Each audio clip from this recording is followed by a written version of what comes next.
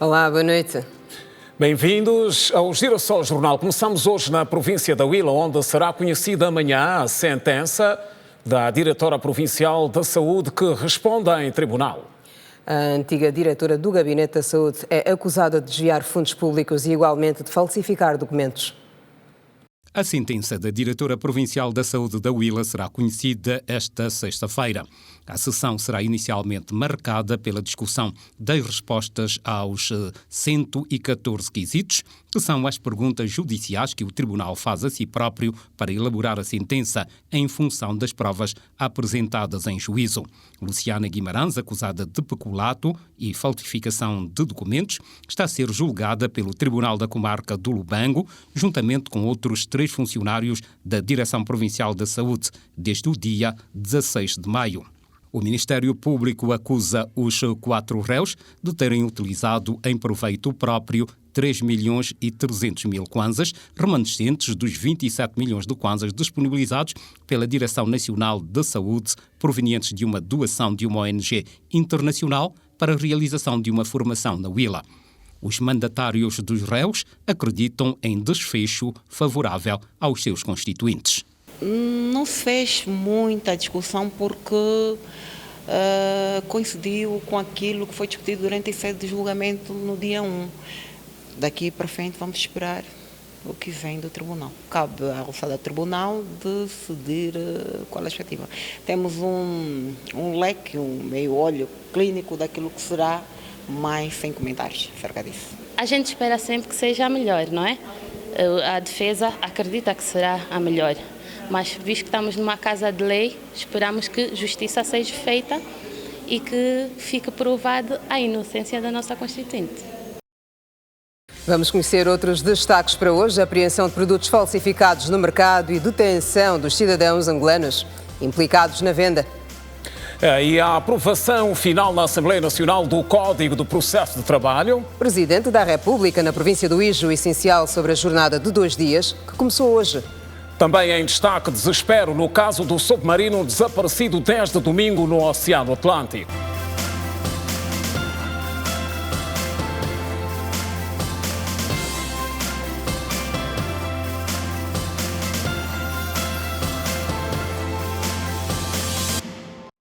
Outra vez, boa noite. 4 cidadãos angolanos foram detidos aqui em Luanda pelo Serviço de Investigação Criminal por comercialização de produtos falsificados. Os cidadãos com idade entre os 39 e 61 anos de idade, que foram apanhados a vender o tempero de Adja falsificado. O SIC apreendeu mais de 400 caixas do produto e investiga agora a sua origem.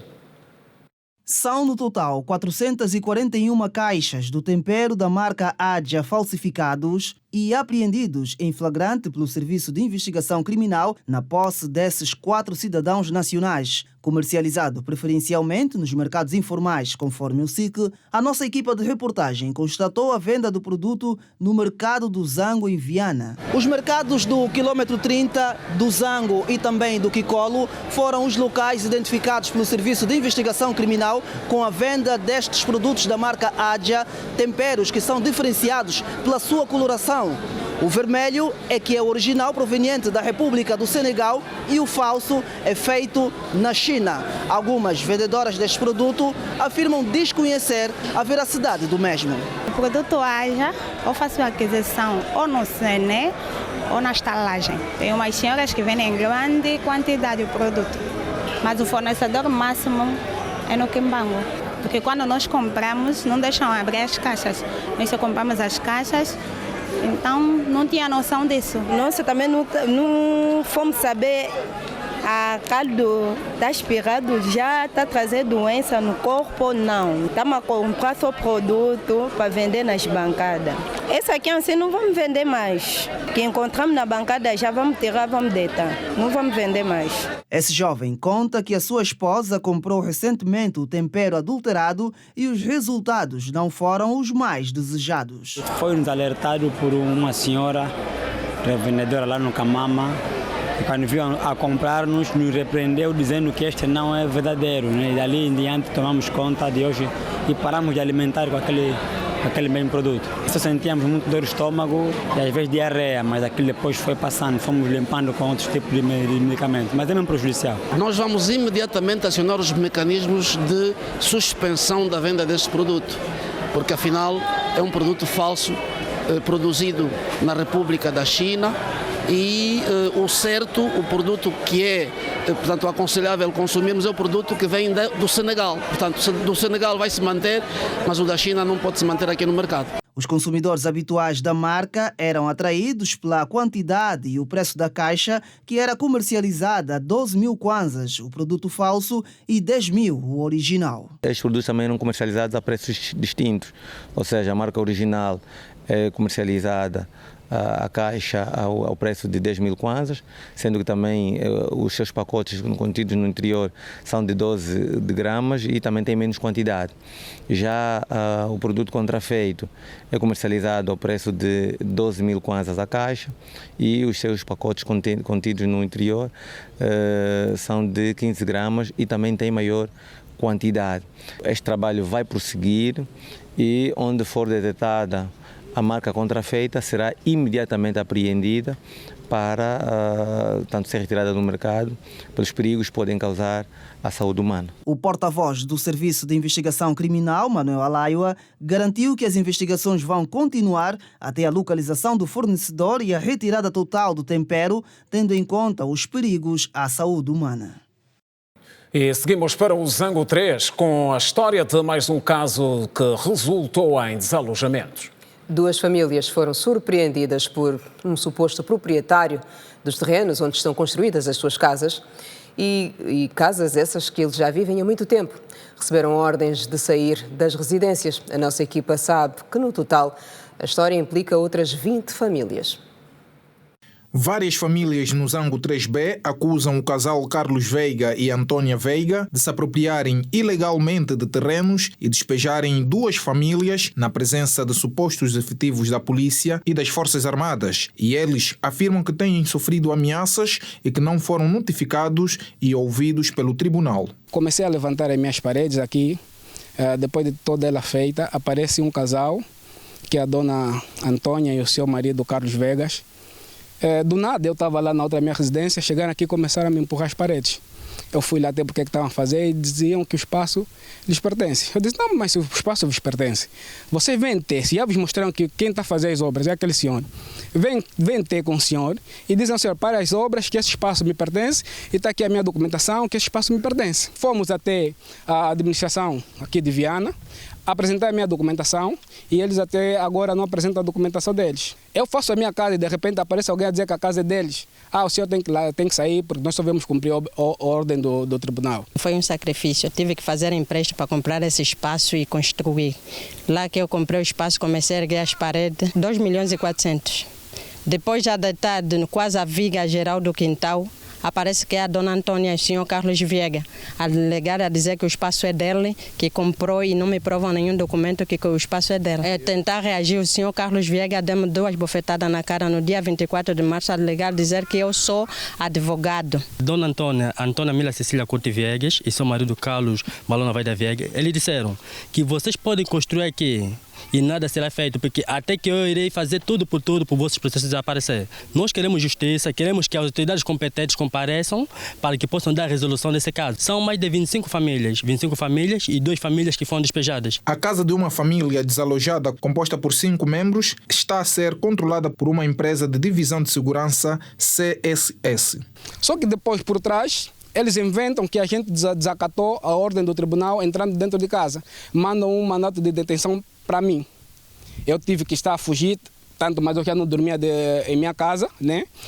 Depois tivemos que arrendar uma outra casa. Eu estava foragido, tive que ir procurar ajuda aonde eu tinha que me recorrer, não sabia, não tinha onde recorrer, porque eu estava a ser procurado como altamente perigoso. Já recorremos, até agora o tribunal não nos notifica. Primeiramente que quando passamos por uma dor muito grande foi os disparos que ocorreu na primeira ação que eles tiveram.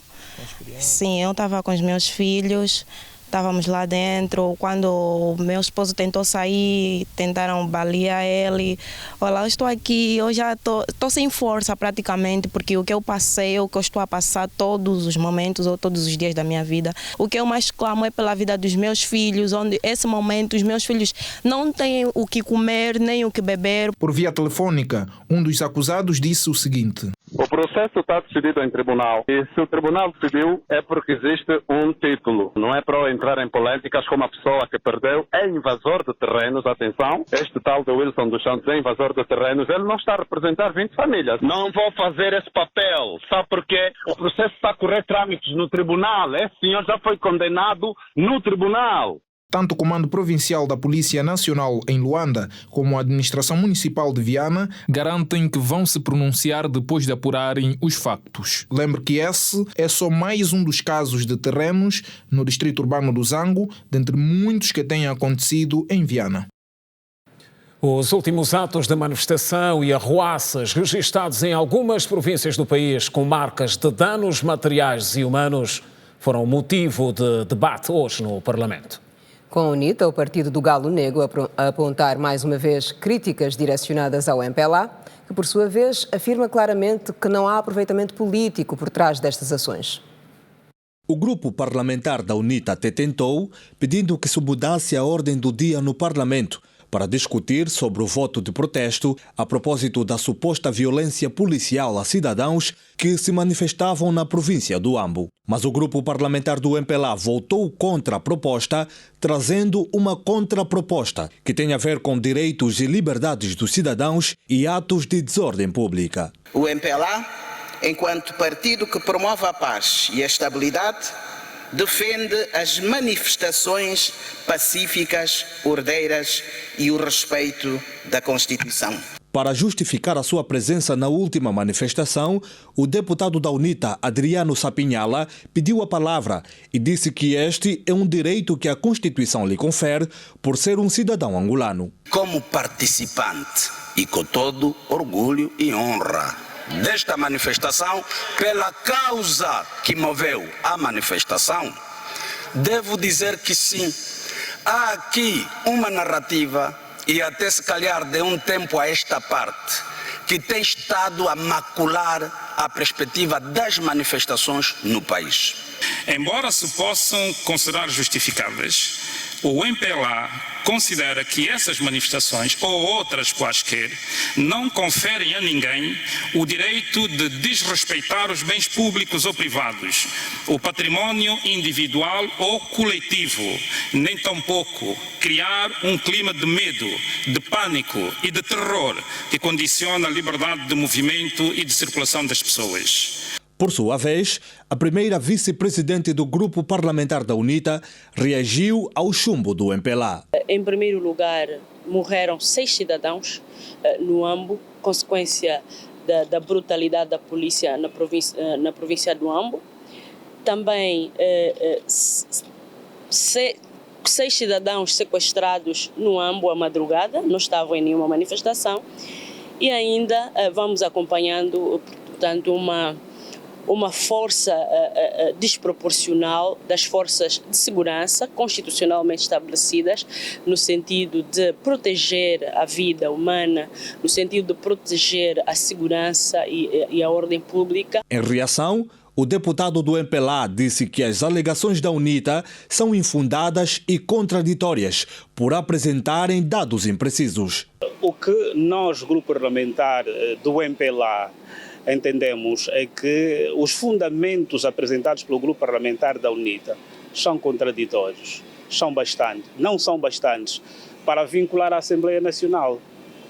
Aliás, ouviram aqui a deputada que acabaram de entrevistar, e a UNITA é useira e viseira nas contradições. A nota de protesto faz referência em 4 mortes. A deputada aqui falou em 6. Afinal, são quantos? Portanto, são essas contradições. Portanto, não há sustentabilidade naquilo que a UNITA alega. Lembrando que depois das ocorrências na manifestação do último sábado, a Polícia Nacional justificou que os manifestantes violaram o trajeto. Por isso, recorreu à força moderada para garantir a ordem e tranquilidade pública. E agora os 44 anos do Ministério do Interior que hoje se assinalam. Estão abertas as jornadas alusivas à data e o Ministro do Interior reafirmou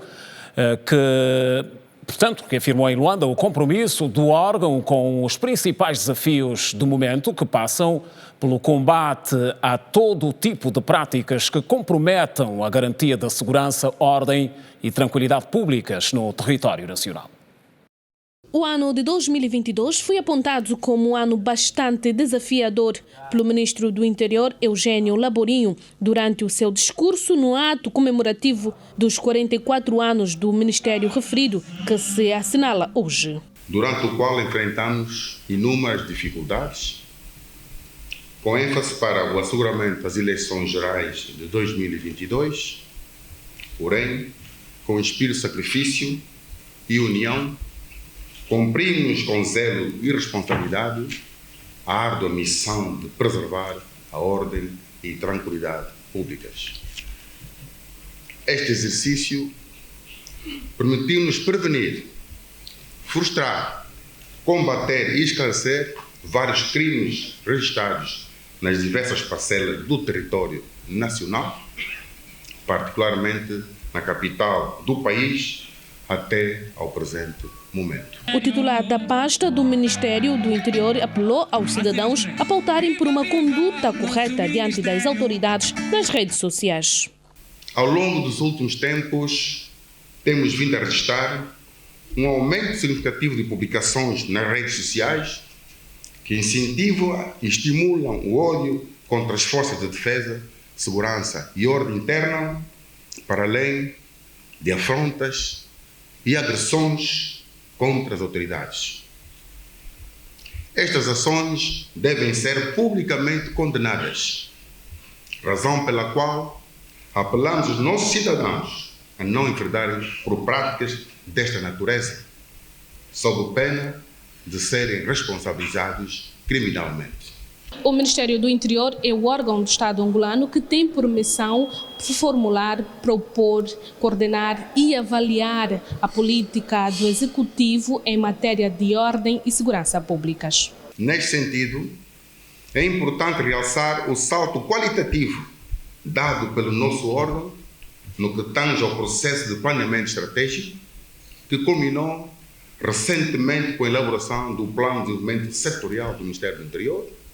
Este Plano de Desenvolvimento Social ou Setorial envolve dimensões que irão garantir a modernização funcional e tecnológica do Ministério do Interior, onde o capital humano, os processos de gestão, o sistema de controle interno, a sustentabilidade financeira e as condições de trabalho ocupam um espaço privilegiado. Este departamento ministerial tem a missão de garantir a inspeção e a fiscalização da atuação e desenvolvimento da administração da Polícia Nacional, do Serviço de Investigação Criminal, Serviço de Migração e Estrangeiros, Serviço Penitenciário e Serviço de Proteção Civil e Bombeiros, com vista a garantir a ordem, segurança e tranquilidade públicas. O Código do Processo de Trabalho foi hoje aprovado na globalidade na Assembleia Nacional, onde os deputados deram igualmente início às discussões na generalidade da proposta sobre o Estatuto dos Ex-Presidentes. O Código de Processo do Trabalho foi aprovado por unanimidade em votação final global, com 181 votos a favor, nenhum contra e nenhuma abstenção. Em declaração de voto, o presidente do Grupo Parlamentar Misto PRS-FNLA justificou o voto favorável ao diploma por entender que a lei em vigor já não correspondia às exigências atuais. Votou a favor do Código de Processo de Trabalho por entender que o Código de Processo de Trabalho aprovado pelo Decreto-Lei número 45.497 de 30 de dezembro de 1963 já não correspondia às exigências atuais, nem sequer se enquadrava na resolução dos conflitos de trabalho. De igual modo, o grupo parlamentar da UNITA votou a favor da lei por defender que irá reforçar a regulação do aparelho jurídico laboral. O grupo parlamentar da UNITA votou a favor desta proposta do Código de Processo de Trabalho por entender que o mesmo irá reforçar a regulação do aparelho jurídico laboral. Importa lembrar que, devido à má orientação das políticas macroeconômicas, vivemos hoje um momento de grave aprofundamento das contradições sociais no nosso país, cujas principais consequências se verificam no campo do trabalho. Clarice Mukinda considerou, por outro lado, o novo Código um instrumento estruturante da dinâmica laboral, agora em harmonia com a Lei Geral do Trabalho. A Lei Geral do Trabalho, aprovada por este órgão, é um instrumento estruturante da dinâmica laboral e, por outro lado, havendo um reconhecimento objetivo de que a mesma não se concretiza de maneira isolada, é por isso importante que o Código do Processo do Trabalho se adeque a esta nova realidade normativa, atualizando-se, para tanto, em harmonia com a Lei Geral do Trabalho. Já o grupo parlamentar do MPLA, que também deu luz verde à lei do Código de Processo do Trabalho, justificou a sua posição pelo facto de unificar e sistematizar os diplomas avulsos. Prende-se ao facto da referida proposta unificar e sistematizar os diplomas avulsos que contêm as matérias de regulamentação do direito processual do trabalho, permitindo assim uma melhor aplicação do direito, justeza nas decisões e garantir a certeza jurídica dos sujeitos processuais. Vunda Salucombo afirmou ainda que o seu partido valoriza os consensos obtidos na auscultação dos parceiros sociais, bem como os consensos obtidos no Parlamento. Votamos a favor porque o MPLA valoriza os consensos obtidos na auscultação aos parceiros sociais, bem como os consensos obtidos no seio do Parlamento foram privilegiados para o debate de assuntos de relevância nacional. A 7ª reunião plenária da Assembleia Nacional aprovou a nova proposta de lei do novo Código de Processo de Trabalho com 181 votos a favor, 0 contra e 0 abstenções, onde a principal novidade é que, a partir de agora, os empregadores vão poder vetar qualquer manifestação ou greve dos seus empregados. E sobre a aprovação do Código do Processo de Trabalho, temos reações. Especialistas enumeram as vantagens do instrumento na aplicação eficiente da Lei Geral do Trabalho.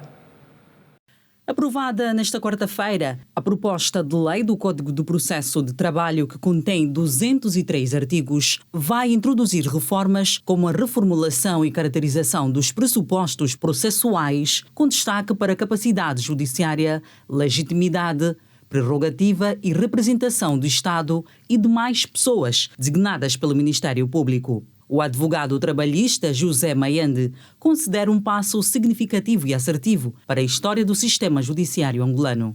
Como sabemos, hoje o plenário da Assembleia Nacional realizou a votação final global da proposta de lei que aprova o Código de Processo de Trabalho e resultou na sua aprovação com cerca de 181 votos a favor, 0 abstenções e 0 de votos contra.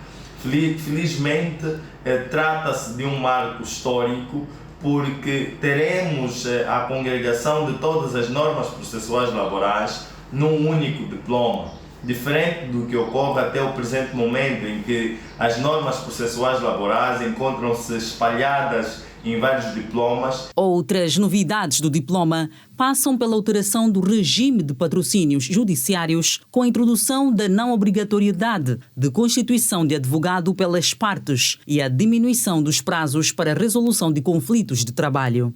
Se, por exemplo, o trabalhador observar o seu direito violado, ele poderá socorrer-se a um dos processos estabelecidos pelo Código do Processo de Trabalho para resolver o seu problema.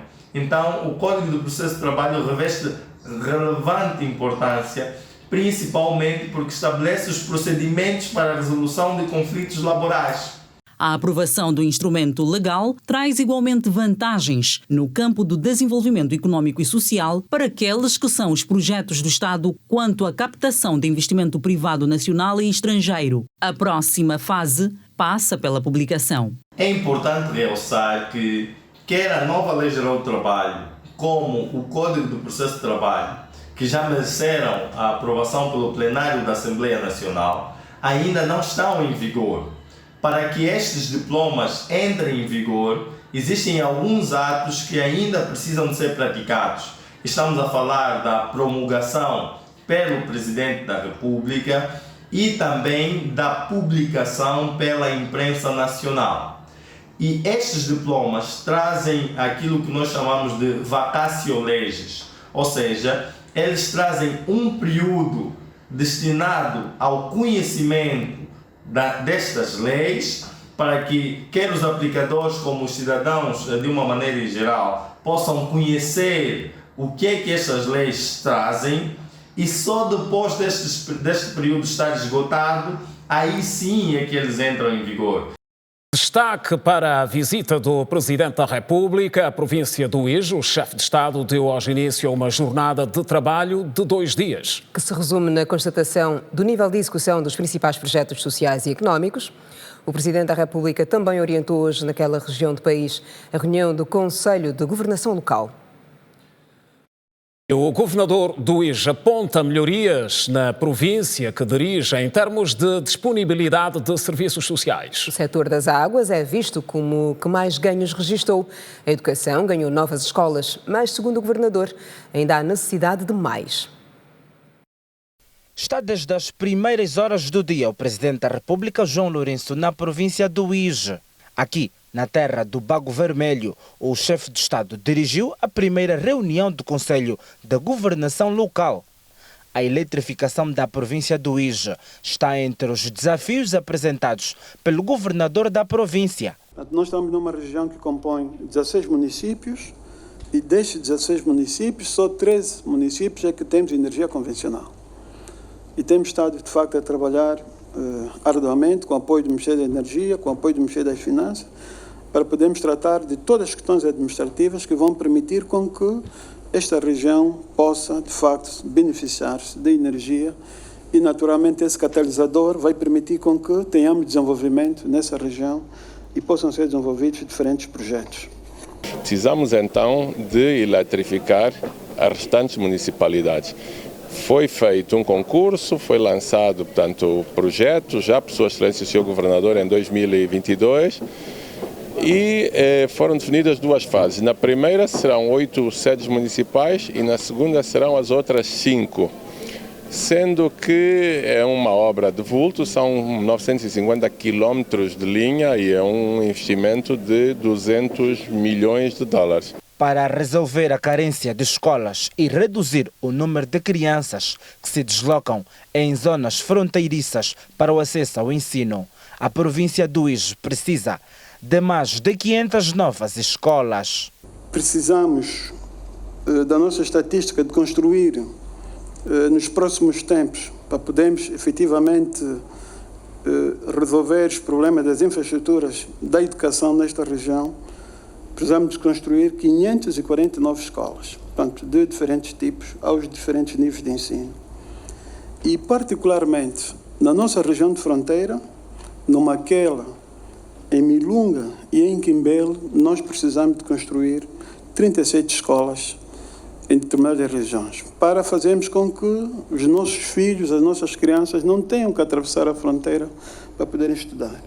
Estamos, de facto, muito esperançados que, com o novo campus universitário, que deverá ser construído para a Universidade de Quimbavita, possamos, de facto, oferecer muito mais oportunidades aos estudantes dessa região do Uíge. O PIM na província tem estado a revolucionar a vida dos cidadãos com novas escolas, novos equipamentos sociais e outros relacionados com a saúde e a criar novos postos de trabalho.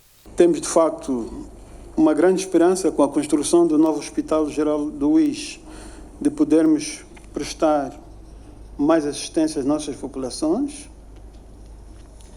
mas também temos, de facto, grandes necessidades que nós precisamos de trabalhar sobre elas e resolver.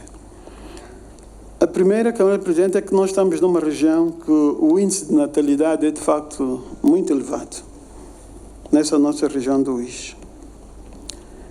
E nós precisamos, de facto, de construir nessa região um hospital pediátrico, provavelmente também um hospital materno-infantil. E seguimos em direto para a província do Uís, ao encontro do repórter Custódio Jacinto, que acompanha a jornada do chefe de Estado. Custódio, boa noite. Qual é o ponto de situação nesta altura em relação à agenda do chefe de Estado aí no Uís? Boa noite, Quina. Boa noite, Simeão. O Presidente da República cumpre neste momento a segunda etapa da sua visita aqui na província do Uís.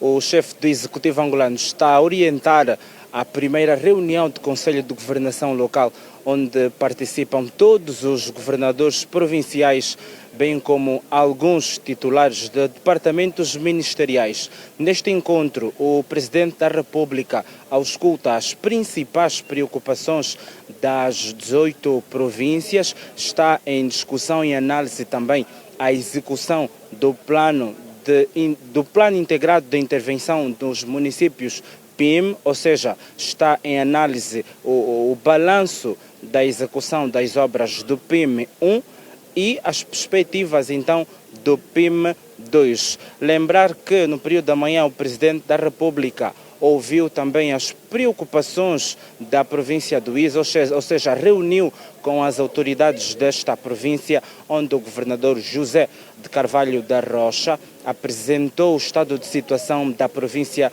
que governa. A título de exemplos, a província do Uís necessita de aproximadamente 500 escolas novas para comatar o déficit de acesso ao ensino. Nos próximos tempos, esta província deverá ganhar um campus universitário, afeta a universidade, a única universidade desta região. O Uís conta, nesta altura, com 4 instituições de ensino superior, 2 públicas e 2 privadas. A nível da saúde, o governador apresentou também alguns déficits e ganho do ponto de vista da eletrificação da província, tal como acompanhamos na peça que mostramos há bem pouco tempo. Existem projetos que visam então galvanizar os 16 municípios desta província. Neste momento, o Presidente da República reúne-se com os 18 governadores das províncias deste país. É um encontro a portas fechadas, deverá terminar a qualquer momento.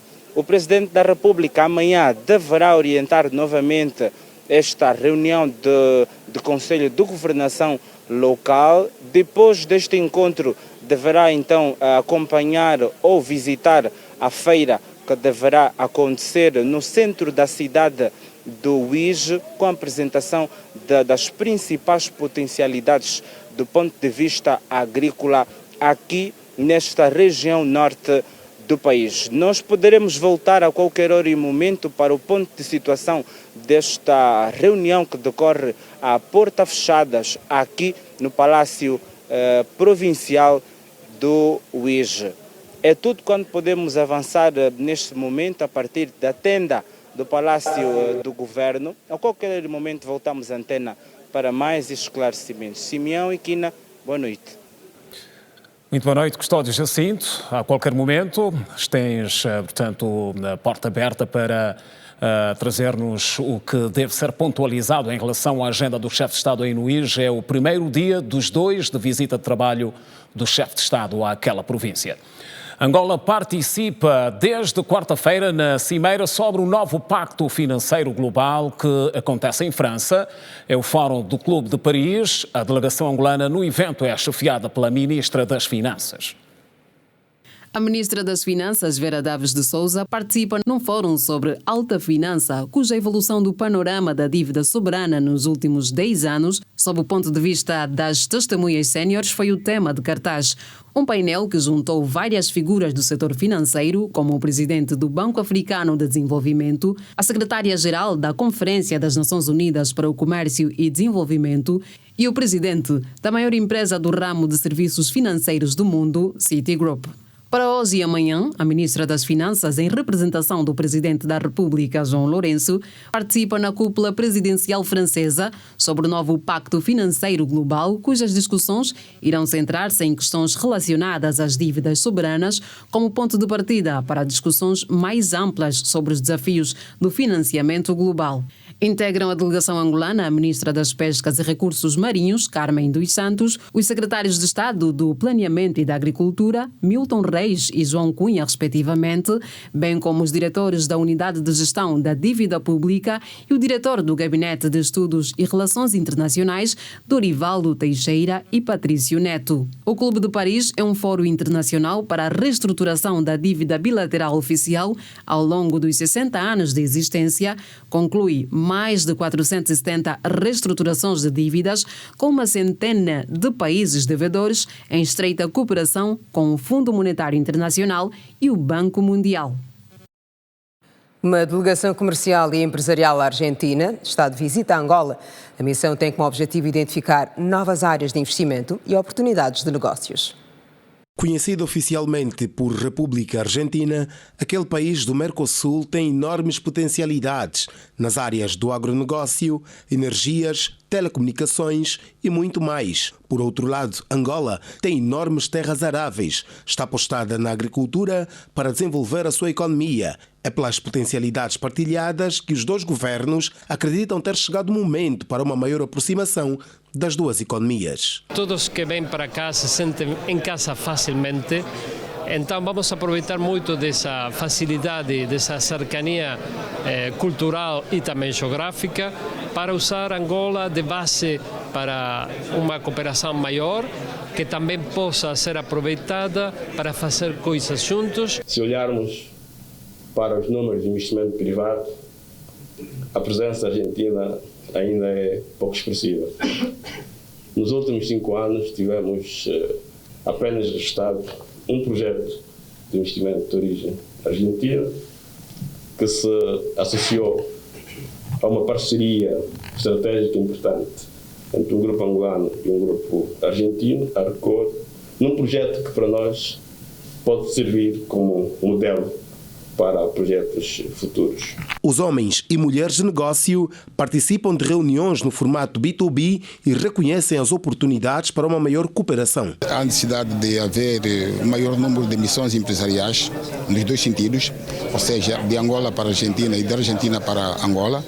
É um trabalho que está a ser feito com a ajuda dos próprios embaixadores. Nós estamos exportando carne de porco para Angola e para o resto do mundo. Estamos exportando muito pouco e é por isso que nós estamos aqui hoje. Estamos tentando ou procurando mais cortes de carne de porco para trazer aqui a Angola. Nós pretendemos fazer negócio com empresas argentinas. Nós sabemos que a Argentina tem o material de boa qualidade. Nós vendemos peças do caminhões. A estabilidade política e a localização estratégica de Angola no continente africano são dois dos elementos que convidam muitos empresários a investirem no mercado angolano.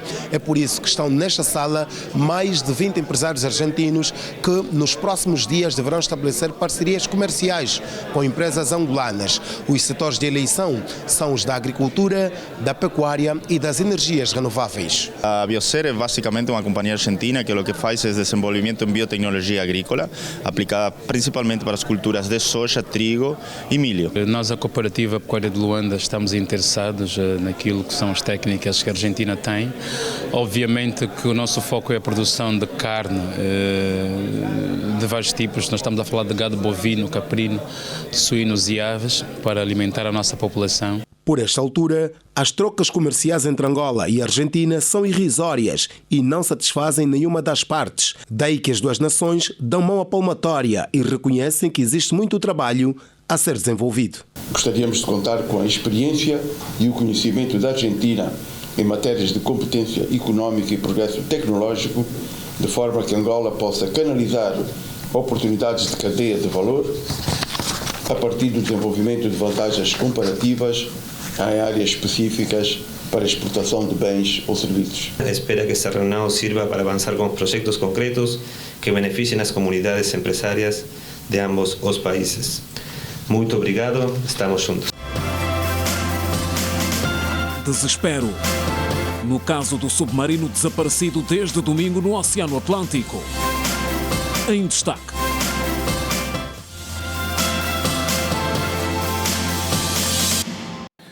Confrontos entre agricultores e pastores fazem 16 mortos na Nigéria. O assunto é para conferir no resumo internacional hoje com o desenvolvimento da Edna Firmino. A Edna já está aqui connosco. Edna, boa noite. Olá, Kina Santos, boa noite. Boa noite, Simão Mundula. Boa noite a todos. O noroeste e o centro da Nigéria são regularmente palco de tensões e conflitos mortais entre comunidades agrícolas e de pastores sobre a utilização das terras e dos recursos hídricos. Segundo um porta-voz do Exército, os novos conflitos causaram a morte de 16 pessoas nesta quinta-feira. Confira agora outras notas internacionais. A República do Congo-Brazzaville vai realizar uma reunião para países com bacias hidrográficas ricas em florestas, anunciou o presidente Denis Nguesso numa cúpula em Paris nesta quinta-feira. O presidente do Congo disse que a cúpula das 3 bacias vai proporcionar um espaço para incentivar os países mais ricos a contribuírem financeiramente para ajudar a preservar as bacias hidrográficas e os recursos das regiões.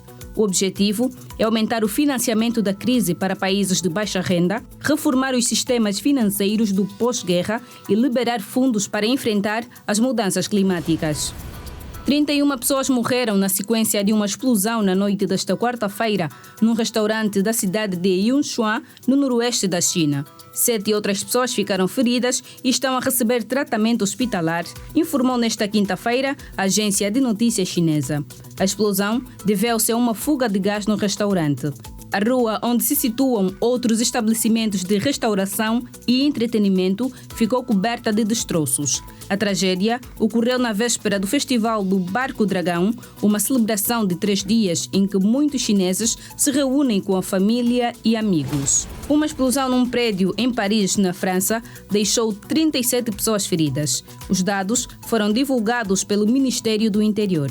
Entre as vítimas, 4 estão em estado grave, enquanto 33 tiveram ferimentos mais leves. Além disso, 2 pessoas estão desaparecidas. O incidente aconteceu nesta quarta-feira por volta das 17 horas no horário local. A explosão aconteceu próximo da igreja Notre Dame.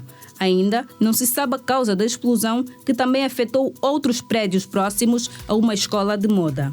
Testemunhas e moradores disseram que sentiram cheiro de gás e ouviram uma grande explosão. A rua continua interditada pelas autoridades locais, que pediram para as pessoas evitarem a área.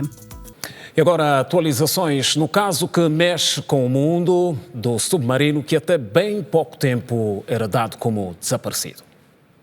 Infelizmente foi confirmado pela Guarda Costeira americana que os destroços encontrados esta quinta-feira a 500 metros da proa do Titanic pertenciam ao exterior do submersível Titan, que transportava os turistas que haviam de fazer um tour pelos destroços do navio que afundou em 1912. A Guarda Costeira americana, de igual modo, já endereçou às famílias das vítimas as mais sentidas condolências. Triste. E fechamos com um momento interessante para quem é bom apreciador de vinho. Junta-se a nós agora o Alberto Capitão, que acompanha nesta altura uma amostra de sabores com os momentos de prova, o melhor que vem de Portugal para Angola. Capitão, boa noite. Então... Quina e Simeão, boa noite também a você, caro telespectador. Cá estamos então a testemunhar mais uma edição da Grande Prova de Vinhos de Portugal, que decorre aqui em Luanda, como disse, numa das unidades hoteleiras da capital do país. Este é um evento que acontece em Luanda desde 2012, todavia por conta da pandemia da Covid-19 teve que ser interrompido, mas em 2022 regressou. Qual é o objetivo? É identificar novas oportunidades de negócios para produtores e também comerciantes de vinho. Nós vamos a conversar rapidamente com a ilustre Sónia Vieira, que é diretora de marketing da Vino Portugal e também enóloga, para nos falar rapidamente sobre este evento. Sónia, boa noite para a Rede Girassol. O que é que representa esta grande prova de vinhos de Portugal para Angola? Bom, Angola é um mercado muito importante para os produtores portugueses, é o nosso 7º maior mercado de exportação. O ano passado teve um crescimento, teve uma retoma, eu diria, cresceu mais de 100%, faturamos ou enviamos para Portugal para Portugal, para Angola, 49 milhões de euros em exportação, que é um valor muito significativo, e portanto este é o momento-chave da promoção dos vinhos portugueses em Angola. Hoje temos aqui 30 produtores, 31 aliás, de 10 regiões diferentes, portanto para além do Alentejo e do Douro, que é subejamente conhecido pelos angolanos, hoje temos a Beira Interior, a Bairrada, temos Lisboa, que está a crescer imenso também neste mercado. Portanto, uma boa oportunidade para que os consumidores e o trade, evidentemente, possam provar outros vinhos para além dos que já são claramente conhecidos. Sônia, por que as pessoas, e como enóloga, em jeito de provocação, por que recomendam o consumo de vinho? Bom, o vinho, quando consumido em moderação, é um excelente companheiro da gastronomia angolana. O vinho não é só uma bebida tradicional, que tem alicerçado uma história, cultura, tradição, saber fazer, e o vinho é de facto o melhor, eu diria o melhor pairing para acompanhar a gastronomia angolana. Muito obrigado. Palavras de Sônia Vieira, diretora de marketing da Vini Portugal, responsável pela realização deste evento. Estamos aqui a falar de mais uma edição da Grande Prova de Vinhos de Portugal, que decorre aqui em Luanda. Como disse no princípio, o evento que acontece desde 2012, todavia entre 2019 e 2021 teve um interregno por conta da pandemia da Covid-19, regressou em 2022 e os números continuam a crescer. Cada vez mais angolanos estão a consumir vinho português.